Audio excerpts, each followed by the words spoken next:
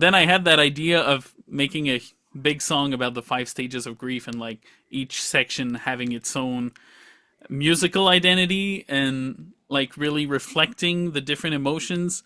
And my bandmates were like, man, we do like ACDC stuff. Like that's not my cup of tea. So Hey there, kids. We are in Halo, and you are watching LiveProg.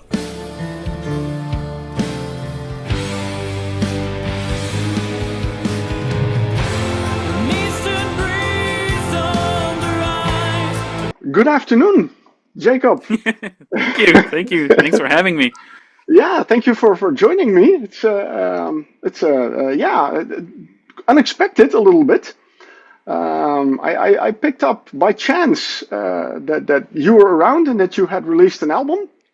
And well, the fellow YouTubers were really enthusiastic about your music, so I figured I should have a listen.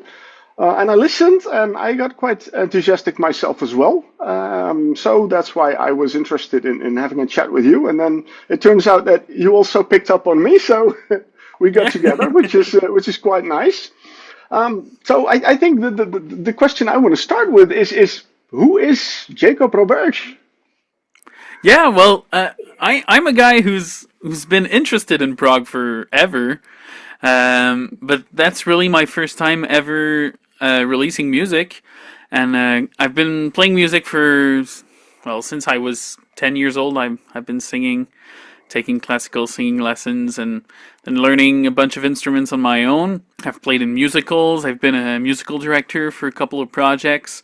But that's really the first time I ever release music of my own compositions, and I wasn't really sure if I was gonna go fully prog on the first release, but then that's really what spoke to me. Like, I'm a huge fan of classic rock, film scoring, everything prog, whether it be modern or like the classic era in the 70s. So it's kind of the style that I was like, yeah, that's what I want to do. I want to do a mix of all those things, and I really went full out for the first release. I definitely noticed that. Yeah, it's yeah. I was really like, wow, this is amazing. I mean, when you're progressive, talk about progressive rock, you quickly come with the whole thing of epics. And then when I looked at the track listing, it's like you have this 32-minute epic track on it. So I figured that should be prog, definitely. Yeah. Okay. So it's really kind of the music that you like to listen to that kind of inspired you to go this way. Yeah. So I'm inspired by a bunch of artists that I love since. That I've loved for about 10 years. I discovered prog about 10 years ago, I would say, and I started writing this album about 10 years ago as well. Ah, So, nice. so yeah, it really coincided with it. Like, it's funny, I was in a hard rock band in high school, and we would do like Led Zeppelin, AC/DC, Iron Maiden, that type of stuff. But I discovered like Pink Floyd and a couple of Rush tracks, which were longer and were like long concept pieces like 2112, stuff like that. And I was like, man, that's really cool. Like, you imagine if we could do that. And then I had that idea of making a big song about the 5 stages of grief and like each section having its own musical identity and like really reflecting the different emotions. And my bandmates were like, man, we do like ACDC stuff. Like, that's not my cup of tea. So I started working on it back in 2015. Yeah, that summer I wrote a bunch of it. About half of the track is from 2015, when I was like 16, 17 years old. And then I continued to work on it, and then I discovered a bunch of new bands, which really inspired the rest of the album. I discovered Steven Wilson, which was really like my big love. That's really what made me say like, yeah, that's exactly the type of music I want to do. I discovered Neal Morse back in like 2019, I would say. I rediscovered Styx because I would listen to them a bunch when I was a kid. Like, the greatest hits of Styx album is like one of the things I listened to with my mom.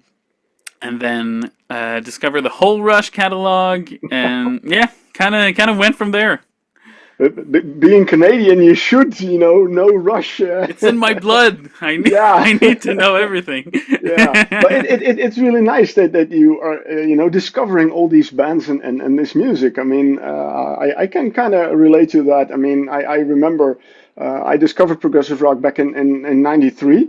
And loved it, and then well, through all various reasons, I took kind of a break of about 9 years, completely away from the whole prog thing. And about Right. I think 2 years ago, everything started to come back, and I started to rediscover music. But also in the meantime, new bands have popped up that didn't exist before. So I also got a chance to discover new music again. And yeah, I think that's one of the greatest things there is, discovering new music. So yeah, I can kind of relate to how you feel about that. And in your case, it's really nice that also inspired you, of course, in your own musical outings. I think it's so funny that I wrote most of it without really knowing any of the prog bands. Like I just went off like a bit of Pink Floyd, a bit of Rush, and then I kind of discovered later, oh, they were inspired by the same things, and that's why it kind of sounds similar to other bands. So yeah, it's cool discovering new stuff.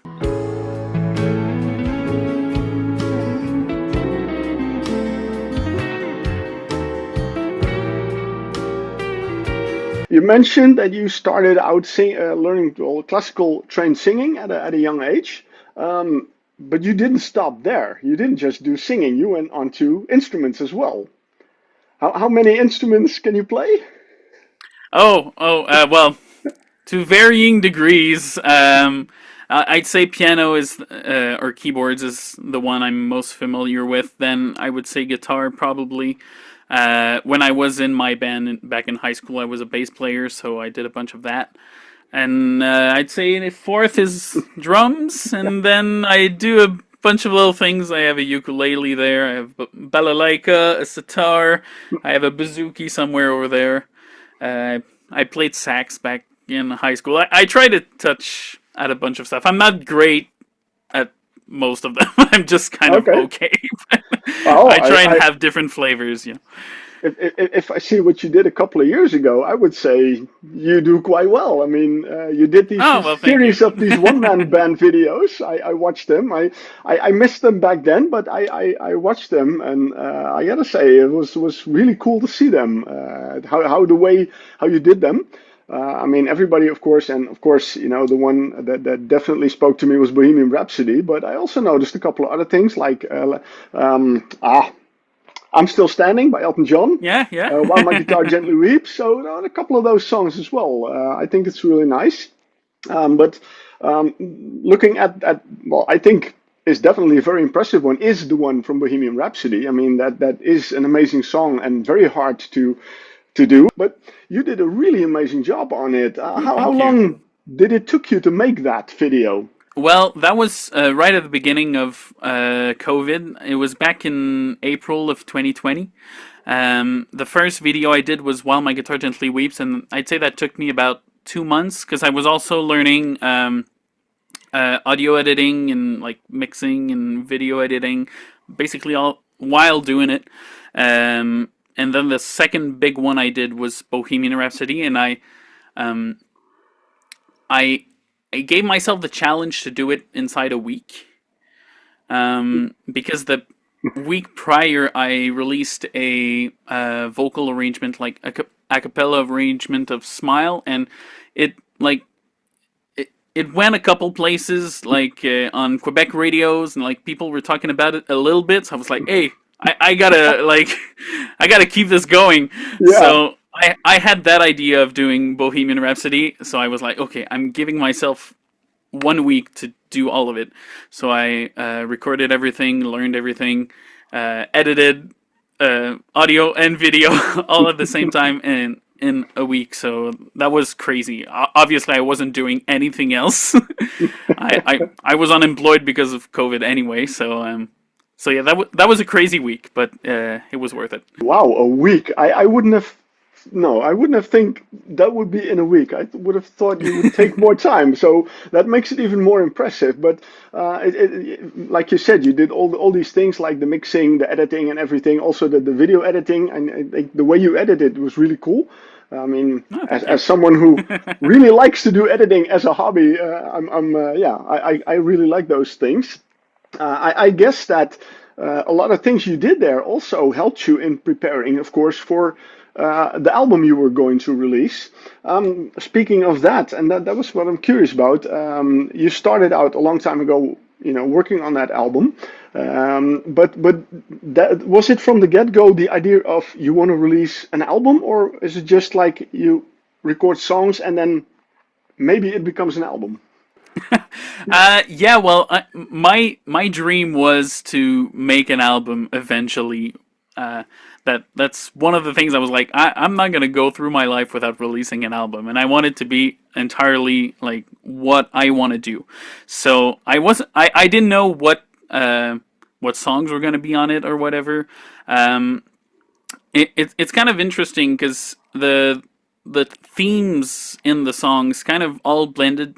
Well, not blended together, but kind of came together to. They were all talking about the same thing, kind of. So I was like, okay, so I kind of already have a concept, and it also relates to that huge song I'm working on. So, so basically, every prog song I've ever written to this point is what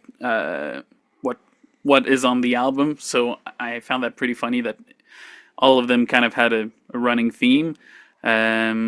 So yeah, that's how it came together. Mia, mamma mia, let me go. Beelzebub has a devil put aside for me. So it's not that you set out to do a certain theme, but it just kind of happened that way. Yeah, it just kind of happened. Like I realized, all my songs kind of talk about dark stuff and like death and. Did you have like, some bad experiences or anything that That's would, the thing. Well, when I was writing it, not really. Like I'm a young guy. I didn't live through much while writing this album, but in the past couple of years, a couple of things have happened where it kind of made this album make sense in some way, where I was kind of understanding what I was trying to convey through the music because of events that happened in my life right there, and I was like, okay, that's kind of weird. Like I kind of wrote myself a comforting music for future me or something. Yeah, it's kind of weird, but that's how it happened.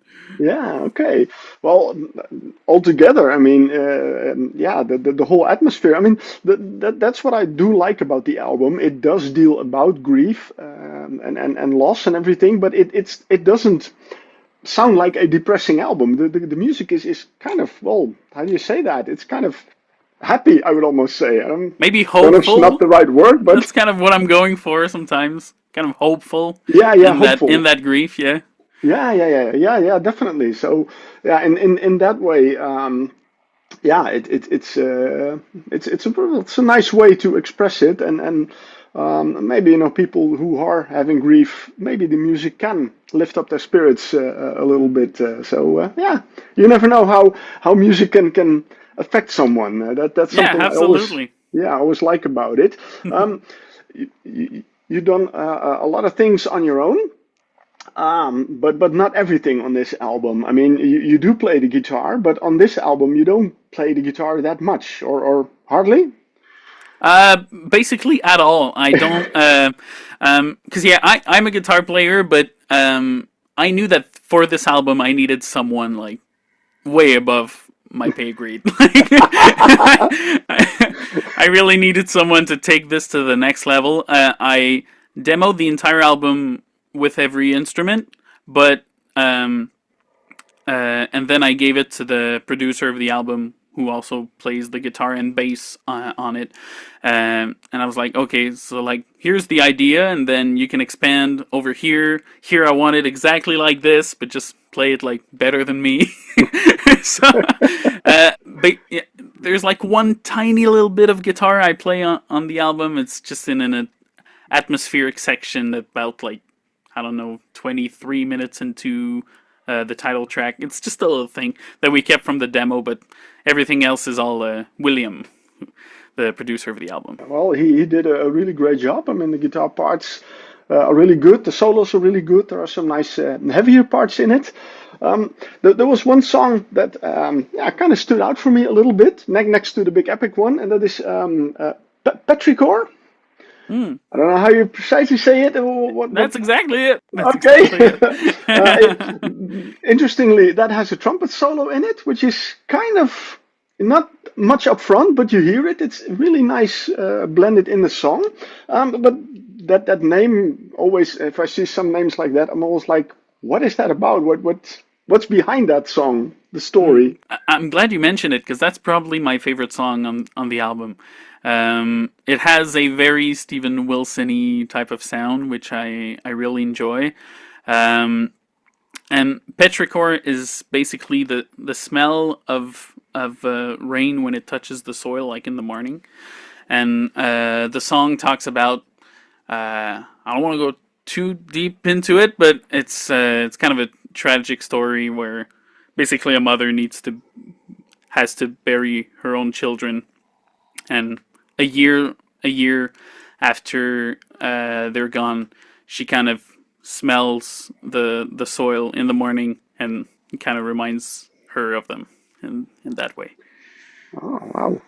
So it's yeah, interesting. It's a sad song, but at the same time there is this element of hope in it. Yeah. With the remembrance of the children. Okay, that's I think so. Yeah. Well, thank you very much. Yeah, definitely. Oh, that's an interesting story.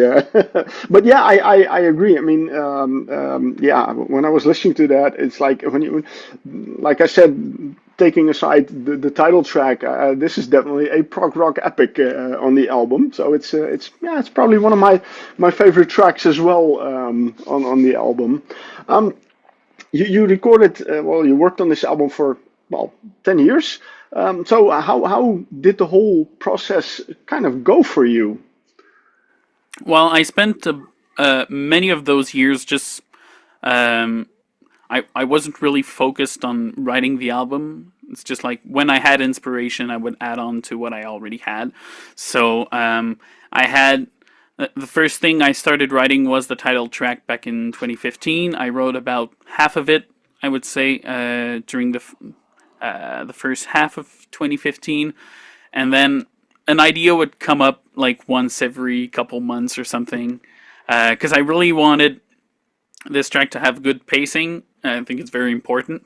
And since I didn't know much about this type of music, like I wanted every idea to come to me naturally, so I wrote most of it just in my head. Say I would sing the last part I had, and then I would try to come up with a natural transition. So most of the riffs on this album are just riffs I wrote with my mouth while singing it. So that's how I wrote most of the title track, and then. The other tracks, The Long Way Home, Empty Choices Part 1, I wrote back in 2017. Then right after that, I started writing Empty Choices Part 2, which I finished about 2 years later. Then Petrichor, basically the same time as Part 2. And Garden of Souls is the last thing I wrote. I had already written to William to produce the album. And then I was like, okay, I just have one thing missing on this album. I'm trying to figure it out because it was very ballad heavy. Like there were like the big epic and then 4 ballads basically. So I was like, I just need something to bridge the gap between the two. And at first I was thinking more like an acoustic type of song, but a bit more rhythmic, and that's how it started off. But then I worked on it about a week, and then it became what is now Garden of Souls, which is more symphonic and full band and everything. Yeah. And then the very, very last thing I wrote is the overture to the passing. So that was in May of 23. We had already started working on the other songs, and then I was like, okay, there's just the intro of that song. I don't like it. I want to do something. So just wait. I'm gonna do this. I swear, because he was really waiting on me to start working on this album. So I was like, okay, just give me a little bit. And it took me about 4 days, I think, to demo out the overture and send it over to him. So that's the last thing I wrote, and that's probably my favorite part, which is funny because that's the one that took me the the least amount of time to write. Okay, now, well, that could be, of course. I mean, it's like a spontaneous thing going on. Yeah, well, sometimes that's the best stuff, when it comes naturally. The shadows came and took you out of sight. If I hear it correctly, William got involved by the time the album was, well, for a large part already written? Yeah, exactly. So, I had been writing the songs for a bit, but I needed to find the right person to do it with, the money to do it with, and then I found out about William's work back in 2021, and I saw that he did like a bunch of rock and metal stuff, and he's also a film composer. I was like, wow, that would be the guy, like. And he seemed very interested in prog as well. He would post like Dream Theater covers and stuff. So I knew he'd be interested in that. So then I spent about 2 years to demo out the album. And then when it was all demoed out, I sent it to him so that would be in, I think, February of 23, I would say. So then I wrote Garden of Souls in March and the overture in May. So there was a bit of overlap. And he got a connection immediately when he heard it, or how did he react to it? Yeah, well, I sent over the demos, and I was like, hey man, when you have time to check this out, please do let me know what you think. And I think he just wrote back an emoji with the head exploding. When I sent over the demo for the passing, he was like, dude, are you kidding me? Like, yeah, I want to work on that. That's awesome. And yeah, I think we really clicked right away. It's very funny because we did this entire album without ever meeting each other in person. Oh, wow. Because he's from Quebec like me, but he lives in New York. He's been living in New York for 5 years, maybe something like that. So when I wrote to him, I thought he was still in Montreal. So I was like, hey man, if you want to do this album, that'd be awesome. He was like, okay, cool, but I'm in New York, so we're gonna have to do this remote. So the first time I ever met him in person was the week before release, because we were doing a launch show in Quebec. So he came over in Quebec to rehearse the show with me. So that's the first time we ever met. Okay. Oh, so you also already played some of the material live? Yeah, we did one show so far. The day after release. How was it to play this live? And of course with him as well there? Oh, it was awesome. I really found some really great local musicians to play this with, and at first I kind of felt bad to make them learn a 32-minute song, but they were so interested in the music that they really brought their A game. It was incredible. The passing was a pretty exhausting song to go through. We decided to do this song in sound check, which I thought was hilarious. Because it like, we went through a bunch of instruments in this song, so it was like the perfect song to kind of sound check with. But I mean, it's 32 minutes. So. But yeah, it was a great show, and I can't wait to do another one. We have a couple of confirmations waiting to happen. So. Okay, that's nice. All right. Well, I hope it picks up, because then hopefully one day you can also come this way to Europe. Oh man, I would love to. I would love Perform to. here. I think that would be really awesome. Now, given the fact that you've spent most of your time working on this album by yourself, I can imagine that this whole thing was quite a learning process for you. When you look back, what is the most important thing that you've learned from all this? Oh wow. A thing I learned a lot, and that is kind of hard when you're writing by yourself, is when you believe in an idea, like you got to see through to the end. Because sometimes I just had a melody and I was like, okay, I can imagine how it's gonna sound eventually, but just acoustically and everything, it kind of sounds horrible. So that's a thing that's harder when working alone than with a band, because it's harder to see the final product at first. Like when I was writing Garden of Souls, I had this idea and I showed it to my wife and she was like, I don't think I like that. It's okay, but I think you've done way better. And then it's her favorite track on the album after everything we've done. So I think, yeah, it's, if you think there's something there, see it through to the end, and then you'll see really if it's a good idea or not. Sometimes something just needs a little bit of time that you can see the whole picture, and then it often changes from what you originally thought. So Totally. yeah, nice to hear that. What do you hope that the listeners will take away from the album? I just hope they have a really great time. If it can speak to them like emotionally, that's really like the greatest compliment I could have. Like to inspire someone either musically or emotionally, that would be great. But I just really hope they enjoy the album for what it is, whether it be just the music or the lyrics, or just if it brings something in them. I just hope people listen to it and have a good time. I'm pretty sure they will. They will definitely. Now, the album is only out for a couple of weeks, so maybe the question I have now is like, maybe I shouldn't ask that just yet. But yeah, what? Yeah, are you already looking ahead to the future? I am absolutely. I mean, I didn't know how the response was going to be on this album, and then seeing a lot of people that really liked it is really motivating me to start working on the second one. I already have a couple of songs written for it because of all the time it took me to record it and release the first one. And I have a general idea of what I want to do.